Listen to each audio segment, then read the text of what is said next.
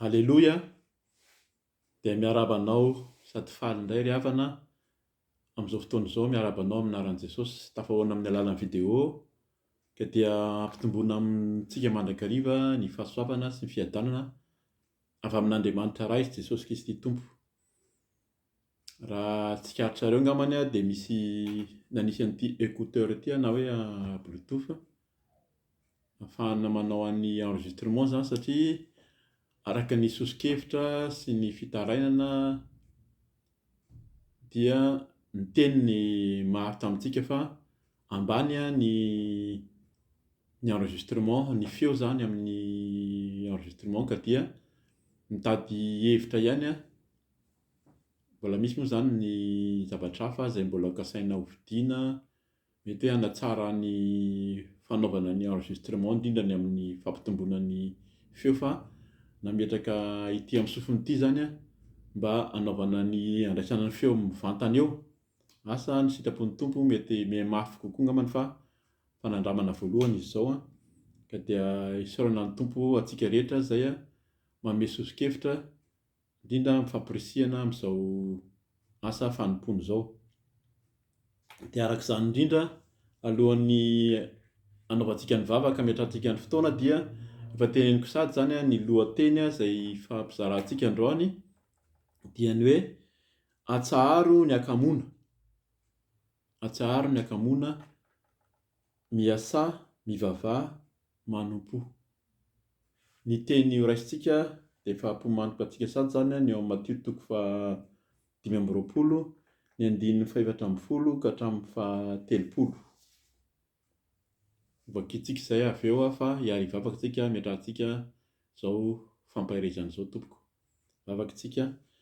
Eny ry Andriamanitra, ry Jesosy Kristy Tompo, ry fanahy masina, saotranao mandrakariva izay ny amin'ny fitahiana fahasoavana menao anay indrindra ny aina izay menao anay fahavelomana tanjaka hery avy aminao zany ka hiderahana sy hanomezana voninahitra anao. Ianao tokoa no tsy miova hatramin'ny taloha ankehitriny ary mandrakizay. Ianao ny voalohany sy farany dia ianao rery ihany no tompoana sy ankalazanay amin'ny fiainanay rehetra. Misaotra amin'ny famindrapo ataonao aminay isan'andro, ny famelan-keloka ary indrindra mbola manome izao fotoana izao ahafahana mifampizara, mifampahery amin'ny mpanomponao tsirairay avy ka dia mitenena tompo araka ny fombanao fa vonin-kely indray izay amin'ny anaran'i Jesosy Kristy no naovan'izany vavaka izany. Alleloia, amen. Dia arak'izany tonga dia vakitsika zany ny Matio 5:20 ny 2:40 ka hatramin'ny 30 ametrantsika izany lohateny izany hoe ATSAHARO ny HAKAMOANA, MIASÀ, MIVAVAHA ary MANOMPOA amin'ny anaran'i Jesosy. Fanoharana ny amin'ny talenta. Ny fanjakan'ny lanitra dia tahaka ny olona iray izay andeha ho any an-tany lavitra ka ny antson'ny mpanompony dia nanolotra azy ireo ny fananany. Koa ny iray dia nomeny talenta 5, ny iray dia talenta 2 ary ny iray dia talenta 1. Samy arak'izay fahaiza-manaony avy dia lasa nandeha izy. Avy hatrany dia lasa ilay nandray ny talenta 5 ka nampiasa izany ary nahazo tombo ny talenta 5 hafa izy. Toy izany koa ilay nandray ny talenta 2 dia nahazo tombony 2 fa ilay nandray ny talenta 1 kosa dia lasa niady tany ka nanafina ny volan'ny tompony tao. Ny ela dia tonga ny tompon'ireo mpanompo ireo ary nampamoaka azy ireo ny amin'ny volany. Noho nanantona ilay nandray ny talenta 5 dia nitondra talenta 5 hafa koa ka niteny hoe tompoko, talenta 5 no natolotra ho ahy indro, nahazo tombony talenta 5 hafa aho. Hoy ny tompony taminy, tsara izany ry mpanompo tsara sady mahatoky, natoky tamin'ny kely ianao ka hotendreko ho mpanapaka ny be. Midira amin'ny fifalian'ny tomponao. Nanantona koa ilay nandray talenta 2 dia niteny hoe tompoko, talenta 2 no natolotra ho ahy, indro nahazo tombony talenta 2 hafa aho. Hoy ny tompony taminy, tsara izany ry mpanompo tsara sady mahatoky, natoky tamin'ny kely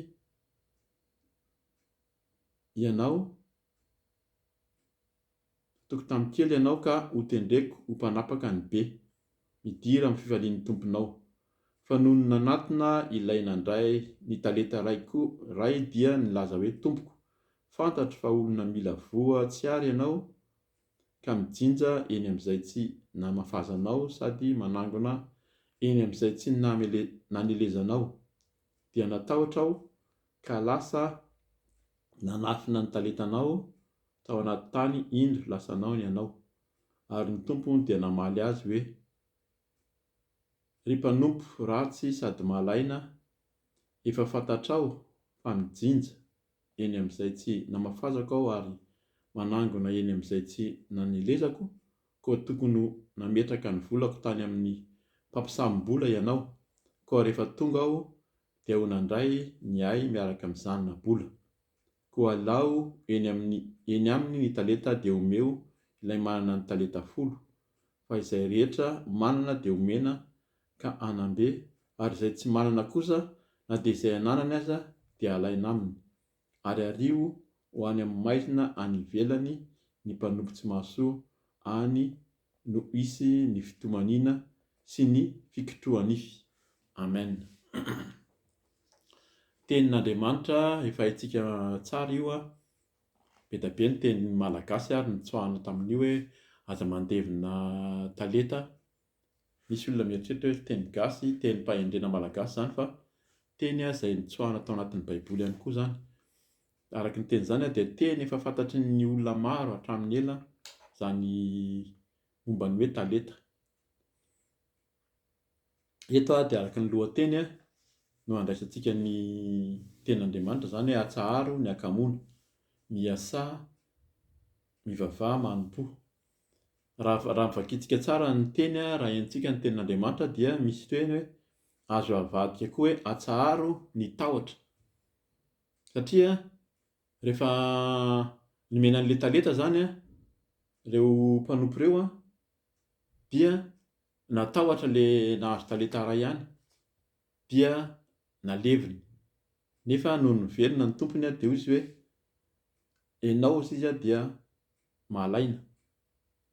Noho ny hakamoana zany no tsy nampiasainy ilay talenta. Izay ilay teny hakamoana zay fahalainana zay no tena ho tsindrintsika androany. Mila mitandrina zany tsika tsirairay avy ny talenta araka ny fanazavana, be da be ny fanazavana, fa ohatra mazava niraisin'ny mpandinika ny teny soratra masina moa zany dia mitovy amin'ny lanjan'ny vola karaman'ny olona herintaona io. Karaman'ny olona zany tsy haiko tamin'izany olona mpiasa tany ve sa olona mpiasa birao sa ohatran'izay, fa vola lehibe, vola be io niraisin'ilay olona tsirairay avy io na 5 talenta na 2 talenta 2 na talenta 1 zany dia vola betsaka io azo ampitomboina tsara ahafahana manao teny amin'izao fotoana izao investissement, mampitombo vola zany amin'ny fomba izay mety ahafahatsara antsika azy ankehitriny koa. Fa teto dia verina kely io fanoharana io dia Mateo 5:20 zany amin'ny tenin'Andriamanitra moa efa fantatsika fa nizarazaraina toko izy, fa nisoratana tsisy toko izy io fa nisoratana fotsiny nitohy hatramin'izay, fa tsika mamaky ankehitriny no nizara azo toko sy andininy. Fa io dia tantara zay nitantarain'i Jesosy amin'ny Mateo 5:20, ny tantarain'i Jesosy ny amin'ny ny fiafarany zao tontolo izao ny amin'ny andro farany. Dia mahagaga fa taonan'io izy dia nitantara ny amin'ny hoe Virginy 10, raha ny 5:20 zany 9 ka hatramin'ny 17 dia mitantara ny amin'ny Virginy 10 koa izay fantatsika tsara, ny amin'ny hoe mila miomana, mila mitandrina mba hirehitra ny jiro mandra-pahatonga ny fampakarana. Hoe ho avy zany Jesosy ho avy ilay mpampakatra dia mila mitandrina mitahiry ny solika. Izay moa zany ny filazantsika anazy mitahiry ny solika hatramin'ny farany mba hirehitra. Fa rehefa tonga ny mpampakatra ka maty ny solika ka tsy manana tahiry koa tsika dia anisany tafajan'ny ity ivelany. Dia ny amin'ny talenta ity ny amin'ny io hoe mila mampiasa ny fanomezam-pahasoavana Zay araka zay nomeno izy. Hitantsika tsara zany veriko vakiana kely amin'ny 550 koa ny iray dia nomeny talenta 5, ny iray talenta 2, ny talenta 1, samy arak'izay fahaiza-manaony avy. Zany hoe ny talenta, ny fanomezam-pahasoavana men'ny tompo antsika zany dia arak'izay toerana misy antsika sy ny fahafahantsika mampiasa zany. Eo matetika no mahatonga ny betsaka ny hoe kamo na malaina na matahotra satria misy mety hoe nahazo talenta 5 dia izay arak'le teny teo fa miasa be. Le olona manana talenta 5 dia tonga dia tsy nisalasala fa tonga dia efa niazakazaka ny asa.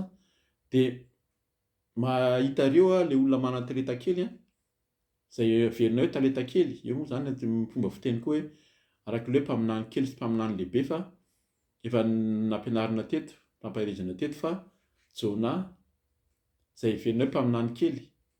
Nefa tena nakahan Jesosy ohatra hatrany amin'ny hatraty amin'ny nahatongavan'i Jesosy zany fa tamin'izany izy ny mpaminany tamin'ny andron'ny Israely. Nakahin Jesosy ohatra hoe tena izy mpaminany lehibe hoe tahaka ny Jona ve? Hoe fa na ny olona tany Niva hozy izy izay nampanjenesin'ny Jona ny amin'ny fanapotehana azy dia mibebaka. Fa maika fa amin'izao fotoana izao tahaka ny hoe nahatongavan'i Jesosy zany hoe mitory ny tenin'Andriamanitra dia betsaka ny olona izay mbola tsy mibebaka ihany. Ny tiana lazaina eto zany hoe izay heverina hoe talenta kely, tsy misy kely fa izay talenta nomen'ny tompo antsika dia lehibe daholo eo anatrehan'Andriamanitra.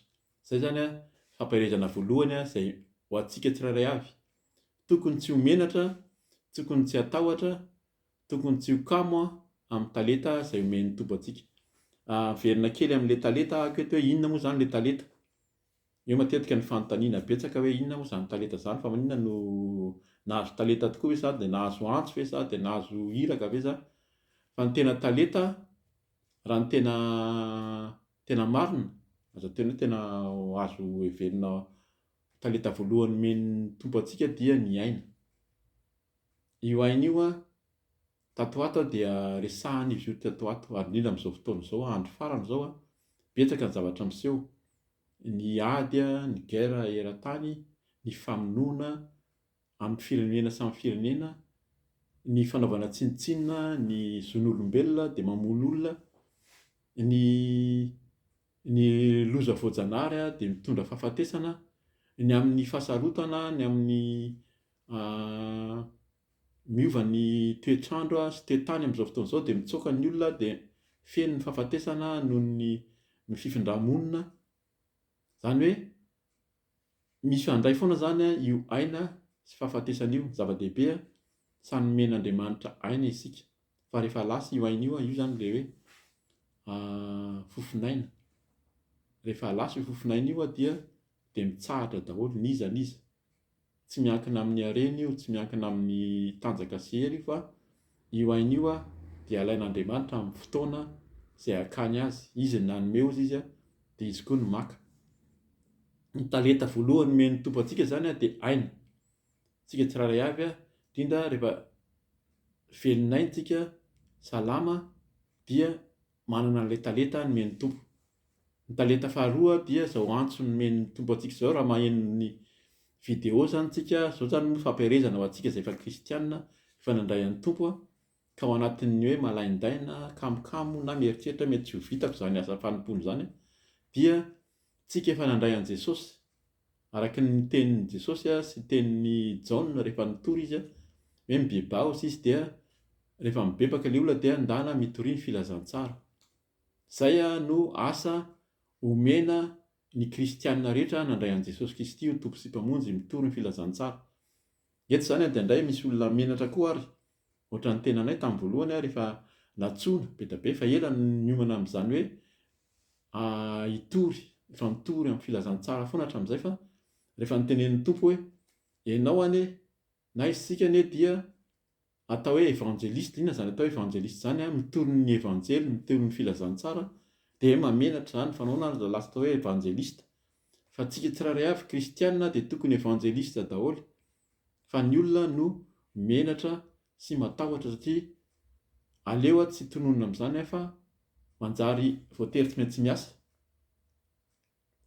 Na aleo mihitsy hoe mandevina talenta zany ohatran'le teo mena talenta tsika ny foazin' Jesosy ny dioviny ianao dia lasa olom-baovao dia natao batisa dia nasainy hoe hitory ny filazantsara dia izy ianao aleo ihany amin'le teo aloha ohatran'ny nataoko teo iny ihany fa amin'iny tsisy mpanaraka tsisy mpanelingelina fa hono zao manomboka miteny manomboka mitory ny filazantsara dia tsarain'ny olona dia lazain'ny olona fa hoe mianan-kendry, lazain'ny olona fa hoe mirehare, fa ianao rehefa miteny marina, miteny tsy mety amin'ny olona, hoe miala amin'ny ratsy, miala amin'ny fanompo-tsampy, amin'ny fanompoana amin'ny fahazaran-dratsy, dia heverin'ny olona fa mitsara, fa tsy mitsara tsika fa milaza ny marina, manambara izay tokony ho ambara amin'ny olona tsiraray avy fa ho tsaraina amintsika zany, ho vakiana moa zany avy eo amin'ny Matio 5:20 vakiako fotsiny izy io manomboka amin'ny 1:30.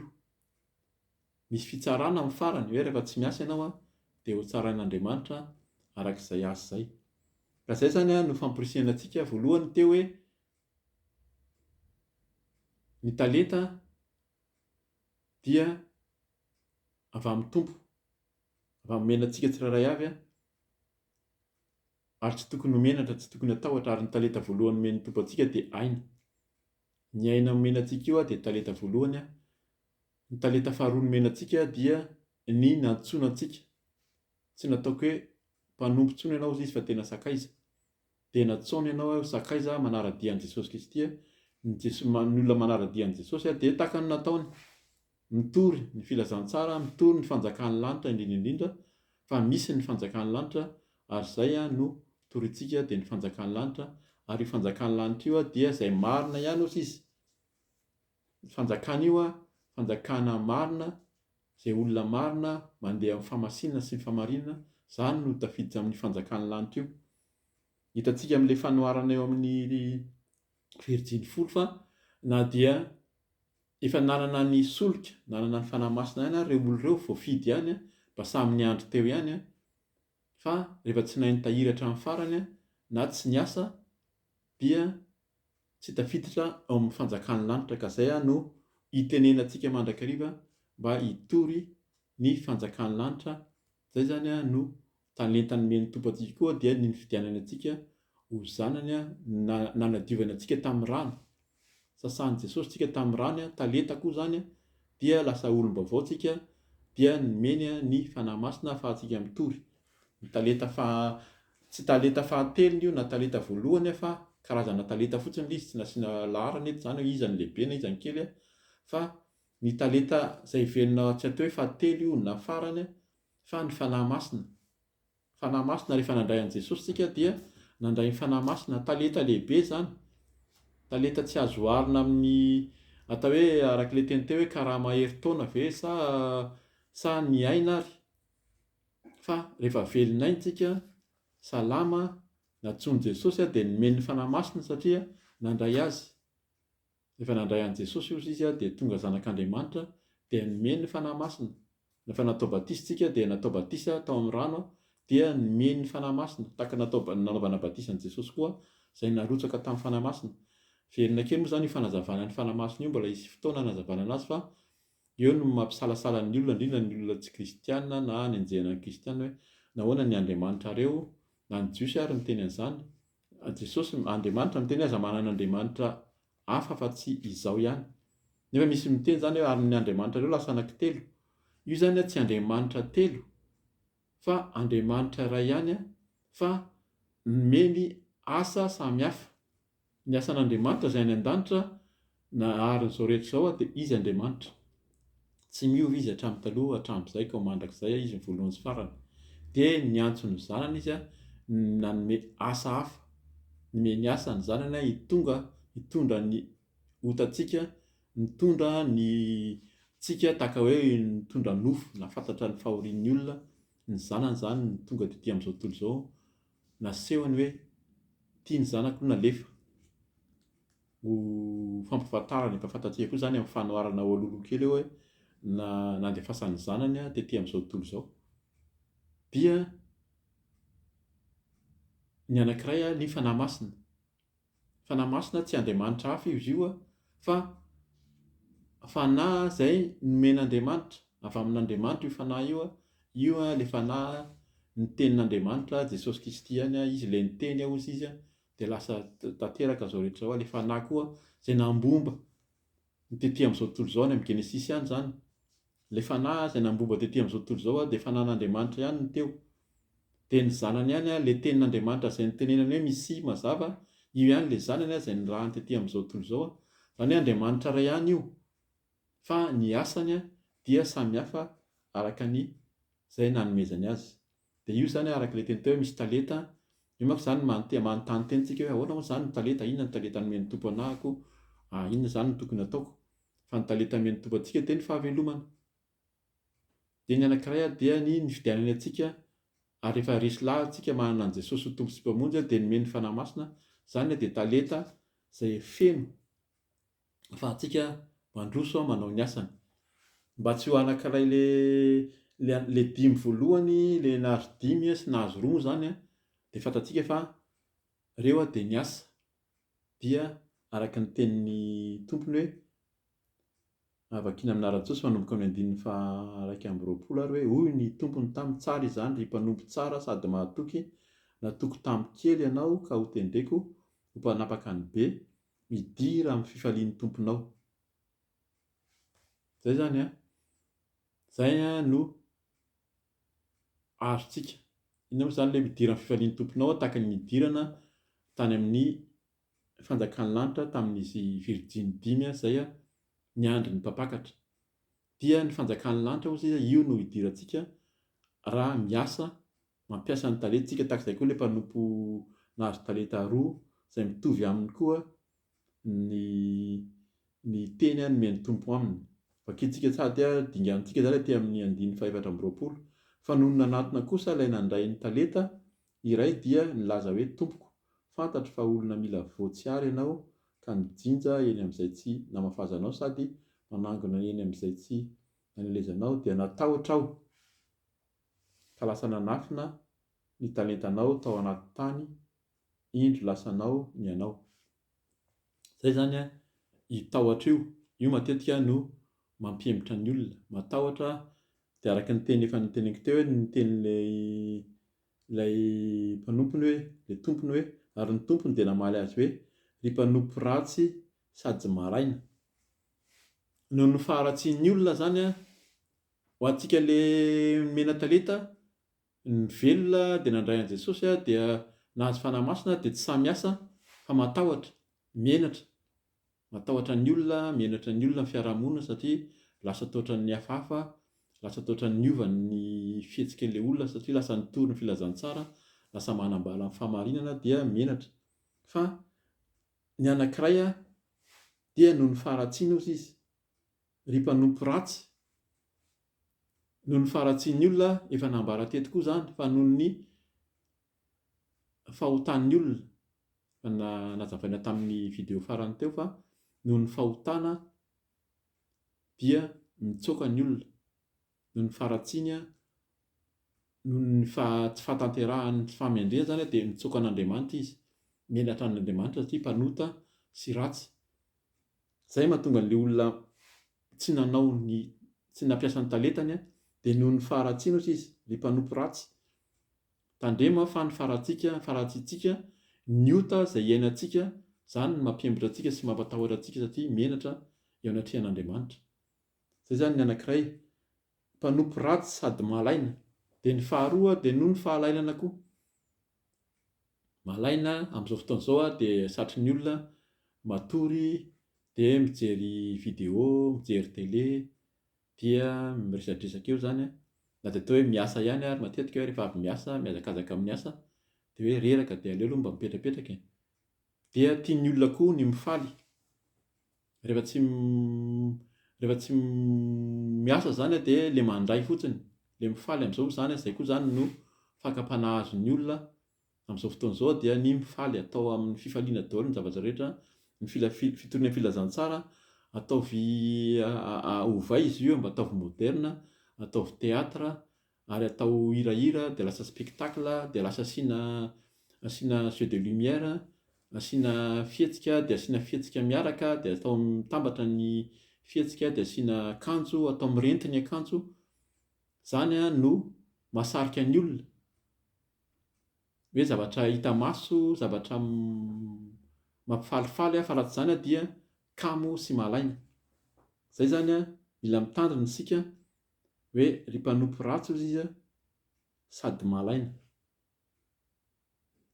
Rehefa tsy mandeha amin'ny hoe fahatsorana amin'ny fitoriana tsotra, mianatra ny tenin'Andriamanitra, mila mamaky ny tenin'Andriamanitra koa, mahafantatra ny tenin'Andriamanitra ahafahana manambara ny sitrapon'Andriamanitra zany hoe inona ny tenin'Andriamanitra, inona ny tena ratsy tokoa anatrehan'Andriamanitra, tsy ny olona manafangaro amin'izao fotoana izao. Tsy mahafantatra ny tenin'Andriamanitra dia afangaro ny tenin'Andriamanitra amin'ny didy voalohany, amin'ny didy 10, aza manana andriamanitra hafa afa-tsy izao ihany, dia aza manao sarin-davatra voasikotra na ny ambonin'ny tany na ny ambanin'ny tany ao anaovanareo fotoam-pivavahana hivavahanareo. Nefa inona nataon'ny olona? Misy sarin-davatra voasikotra, misy ny zavatra voasikotra na sary vato io, sarin'ny mason'ny Maria, na mety atao hoe na ny sary lakroa, ny hazo fijaliana ary dia eo ny olona no mivavaka. Raha vao tsisy hazo fijaliana dia tsy mety, tsy alaizy tsara fa tsisy hazo fijaliana ao amin'ilay toerana. Lasa ilay sarin-javatra voasikotra no hivavahan'ny olona. Fa misy mieritreritra mihitsy hoe rehefa am-piangonana dia tsy maintsy eo amin'ilay hazo fijaliana eo fa eo ihany mamaly Andriamanitra. Fa raha mitodika ery amin'ny sisiny ery ianao ka na tsy hany Andriamanitra, tsy mihinanao izy. Zay zany mila mitandrina isika amin'izay hoe lasa fahalainana, mahalaina rehefa tsy misy zavatra hita maso sy zavatra marenty. Atao muzika, atao mafy tsara ny muzika, dia atao mirentirenty tsara, dia atao mihetsika tsara ny fihetsika, dia zay no mahafaly ny olona. Fa raha tsy zany ny olona dia malaina. Fa eto zany miteny ny tompo hoe tandremo izy ry mpanompo ratsy sady malaina. Tandremo fa fantatry ny tompontsika zany raha ao anatin'ny faharatsiana dia mitsoaka an'Andriamanitra. Rehefa malaina dia mitady excuse amin'ny teny frantsay, hoy izy ny teny frantsay, mitady excuse, mitady zavatra foana hialana hoe tsy vitako, tsy reraka, be loatra ny asako, tsy manam-potoana, tsy manana hoenti-manana, dia mandahy mitory ny filazantsara. Zany no talenta eto, mitory ny filazantsara, zay no talenta no menan'ny tompo ataontsika dia nitory. Zay ihany ny Jesosy mitory filazantsara hozy izy tamin'ny nitory ny filazantsara izy tamin'ny Jaona mpanao batisa, tamin'ny Jesosy nitory voalohany dia izy hoe mibeba hozy izy dia mitory ny filazantsara. Ary tsika vakiny zany any amin'ny Luka Matteo voalohany any, voalohan-dohany amin'ny nandraisan'i Jesosy tamin'izy nanomboka ny asa fitoriana dia zany no nataony mitory ny filazantsara. Eto koa zany alohan'ny hamara-parana antsika azy satria ny fotoana koa mandroso, dia mila fantatsika fa io avy ny tompo nametraka le talenta izy dia nasainy nampiasaina. Le anankiray zany nieritreritra hoe aleviko fotsiny eto dia mety hoe tsy raha tsy ho avy izy dia efa samy mipetrapetraka. Fa ho avy izy, hiverina izy antany ny amin'ny zavatra nampiasantsika, ny amin'ny talenta izay nomeny antsika. Zany hoe ho avy izy, zay ilay ho avy Jesosy, hiverina ny tompo. Zany tsy tenenina intsony koa zany amin'izao fotoana izao, fa samy hoe manara-po amin'izay tiany ataon'ny olona, na malaina na manao izay ratsy, fa ho avy Jesosy ka hitsara araka ny asa ataontsika avy. Ka mila mitandrina antsika amin'izany fa ny tompo dia hiverina, hitsara amin'izay anirahana antsika. Inona moa zany ny anirahana antsika? Dia ampiasa ny talenta izay nomeny antsika. Ny talenta nomeny antsika araka ny teny teo dia averina foana ny aina nomeny Jesosy anao aloha, dia talenta voalohany ahafahantsika mitory. Dia rehefa nividiny koa tsika ho zanak'Andriamanitra, nandray an'i Jesosy ho tompo sy mpamonjy, dia talenta nomeny anao zany, satria ny olona tsy manana an'i Jesosy tsy afaka hitory an'i Jesosy mihitsy. Ny olona tsy mahafantatra an'i Jesosy izy ity, zay ilay teny natao mila mahafantatra ny tenin'Andriamanitra, mazoto mamaky ny tenin'Andriamanitra koa. Misy zay ilay ao anatin'ny fahalainana, tsy mahafantatra ny tenin'Andriamanitra, malaina mamaky ny tenin'Andriamanitra dia malaina mitory ny filazantsara. Na misy koa mazoto mamaky ny tenin'Andriamanitra ka manomboka fantatra hoe tiany ratsy dia nefa manao anatin'ny faratsiana dia vao kitikitika an'le faratsiana tao dia mahalaina satria ao anatin'ny fahalotoana ao anatin'ny fitondran-tena maloto dia mahalaina ihany koa. Ka zay zany no ampirisihan'ny tompo amintsika io avy izy dia hitsara araka ny eo amin'le Matthieu 5:20 teo ho avy izy. Mety ho elaela hoe aiza ihany fa ho avy izy dia arakaraka ny hitehirizantsika ny solika ahafahantsika miasa no hidirantsika ao amin'ny fanjakan'ny lanitra. Dia hovakintsika zany ny tenin'Andriamanitra amin'ny Matthieu 5:20-1:30 ka hatramin'ny 4:4.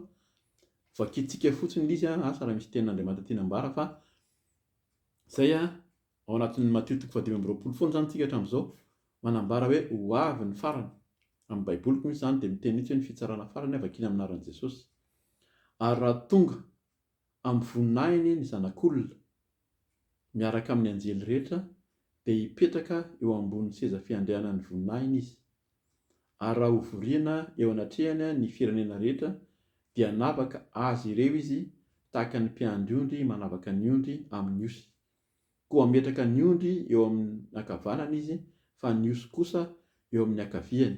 Amin'izay ny mpanjaka dia ilaza amin'izay eo amin'ny ankavanany hoe avia anareo izay notahiny raiko mandovaha ny fanjakana izay voahomana ho anareo hatrizay nanorenana izao tontolo izao.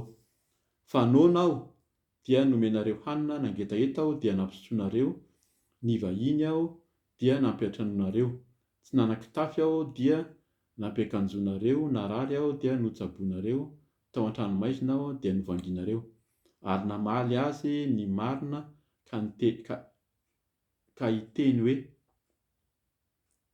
tompoko oviana no hitanay, noana ianao no nomenay ka nomenay hanina, na nangetaheta ka nampisotroanay, na oviana no hitanay ny vahiny ianao ka nampitranoanay, na tsy nanan-kitafy ka nampiakanjonay, oviana koa no hitanay narary ianao, na tao an-tranomaizina ka novanginay. Dia namaly ny mpanjaka ka niteny aminy hoe lazaiko aminareo marina tokoa arak'izay efa nataonareo tamin'ny ray amin'ireto rahalahy kely indrindra ireto no nataonareo tamiko. Ilaza indray amin'izay eo amin'ny ankaviany kosa izy ka hoe miala amika ianareo izay voahozona ho amin'ny afo maharitra mandrakizay izay voavoatra ho any amin'ny devoly sy ny anjeliny, ho an'ny devoly sy ny anjeliny. Fa noana aho nefa tsy mba nomenareo hanina, nangetaheta aho nefa tsy mba nampisotroanareo, ny vahiny aho nefa tsy mba nampiatranonareo, tsy nitafy aho nefa tsy mba nampiakanjonareo, narary sy tao an-tranomaizina aho nefa tsy mba novanginareo.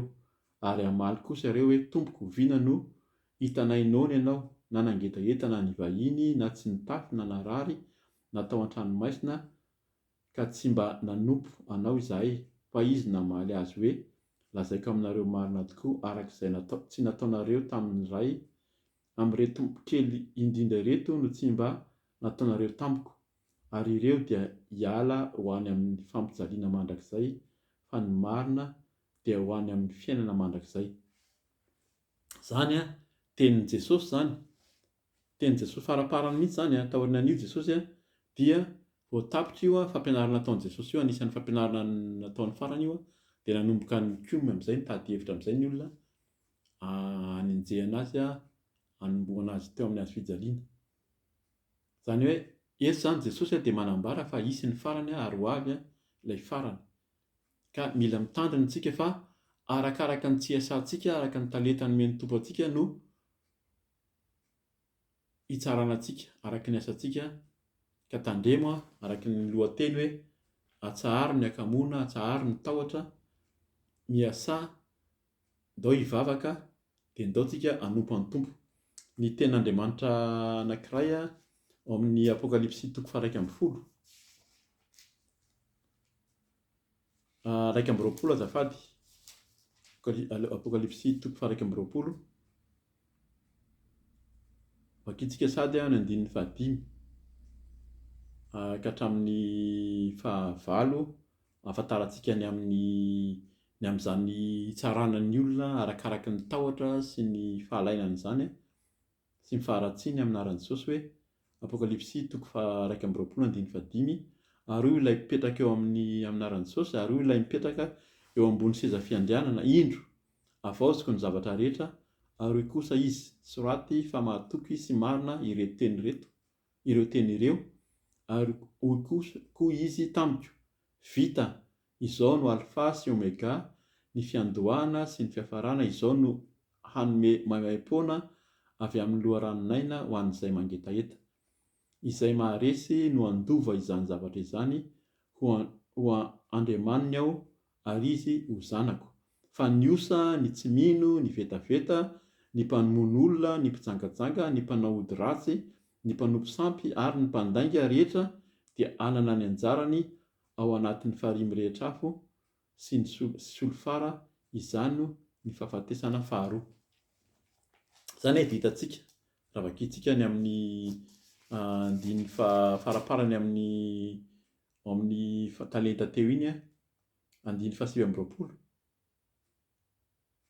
amin'aran'i Jesosy hoe fa izay rehetra manana dia omena ka hanambe ary izay tsy manana kosa na dia izay ananany aza dia alaina aminy ary ario ho any amin'ny maizina any ivelany ny mpanompo tsy mahasoa any no isy ny fitomanina sy ny fikotroanify.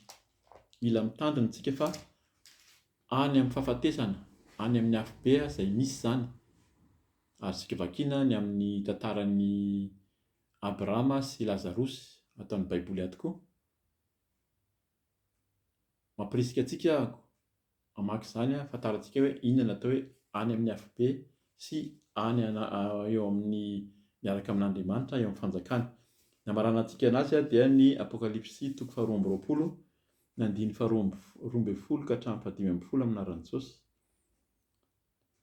Indro avy ainganao ary entiko miaraka amiko ny valisoa avy amiko mba amaliko ny olona rehetra araka ny asany avy.